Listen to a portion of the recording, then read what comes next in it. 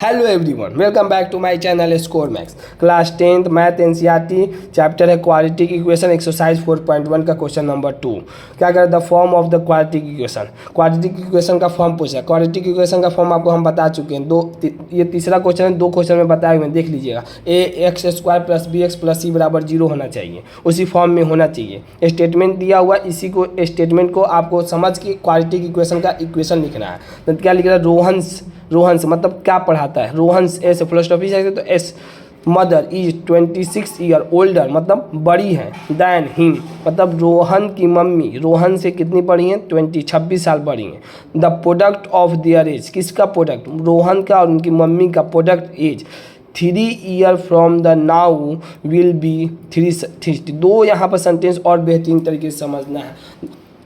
360 मतलब करा प्रोडक्ट मतलब 3 साल बाद के बाद दोनों का प्रोडक्ट कितना बराबर हो जाएगा, 360 के। तो we would like to find the Rohan का प्रजेंट एज। रोहन का हमसे प्रजेंट एज पूछ रहा है।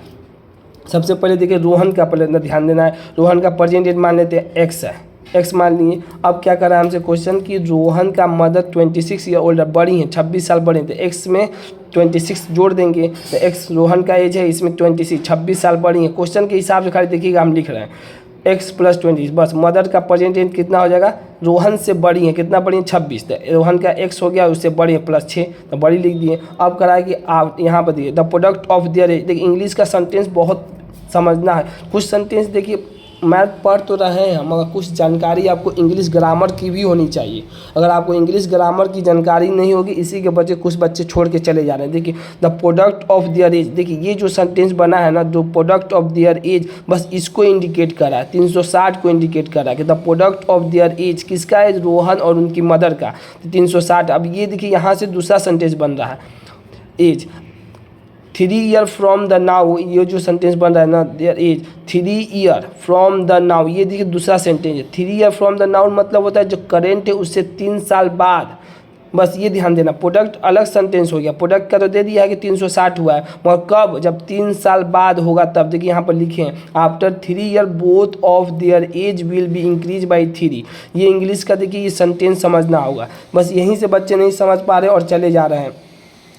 देखिए एनसीईआरटी छोड़ के, तो देखिए यहाँ पर समझिए 3 ईयर फ्रॉम द नाउ मतलब 3 साल बाद पहले, तो after 3 year both of their age will be increase कितना 3, तो किस में इंक्रीज होगा, रोहन में और उनकी मदर में। तब करेंट प्रजेंट एज तो यहाँ पर मान लिए तो 3 साल बाद करा है, तो रोहन का 3 एक्स है तो x + 3 हो जाए, इनका x + 26 है मदर का, तो इनमें 3 साल बाद 3 और जोड़ देंगे तो कितना हो गया, x + 29। अब इनका प्रोडक्ट करा, देखिए अब करा कि the product of their age किसके बराबर, 360 के बराबर। अब यहाँ पर समझना होगा, तो x + 3 आ गया इंटू x + 29, ये प्रोडक्ट किसके बराबर है, 360 के बराबर हो गया। देखिए एक बार और हम आपको समझाने की कोशिश करें। करा कि the product of their age, product कब लेंगे, तब जब 3 साल बाद फ्रॉम द नाउ, नाउ मतलब लेटर मतलब बाद, 3 साल बाद, तो पहले यहाँ से 3 साल फिर जोड़ेंगे और 3 साल फिर इसमें जोड़ेंगे, तब इनका प्रोडक्ट लेना है। x + 3 और x + जो इसमें 3 जोड़े 26 + 3 29, इनका प्रोडक्ट किसके बराबर हो जाएगा, 360। ये इंग्लिश ग्रामर का थोड़ा सा आपको समझ में रहेगा तो आपको कॉन्सेप्ट और क्लियर हो जाएगा। अब देखिए कुछ नहीं करना, अब तो x ले लिए, x से अब दोनों में मल्टीप्लाई कर, x + 29 + 3 ले लिए, x + 29 बराबर 360 कर दें, दोनों में मल्टी x² हो जाए, 29x हो जाए प्लस 3x हो जाए प्लस 29 × 3 87 बराबर 360 हो जाएगा। x² हो गया, देखिए 29 और 3x, आपको बताएंगे ऐसा वेरिएबल है तो टिक लगा दिया जाता है, कैलकुलेशन गलत नहीं होगा। 29 और 3 कितना होगा, 32x माइनस 360 लेफ्ट साइड तो माइनस प्लस 87 हो गया, तो x² + 32x, 360 में से 87 गया तो माइनस 273। यही क्वाड्रेटिक इक्वेशन का फॉर्म बन गया। यही कर रहा था हमसे क्वेश्चन में कि आप फॉर्म सिर्फ लिख देना, यही आंसर आपका यहीं तक है। कहीं क्वाड्रेटिक इक्वेशन का फॉर्म देखिए लिख देते, ax² + bx + c = 0। बस अब आगे क्या कर रहा है, फैक्टर, देखिए इसमें फैक्टराइज में फाइंड द रोहन का प्रजेंट एज भी पूछ रहा है, इसमें पूछ भी रहा है फाइंड द प्रजेंट एज, ये भी ध्यान देना, फाइंड द रोहन का प्रजेंट एज पूछ रहा है, तो इसका मतलब अब फैक्टराइज हम करेंगे,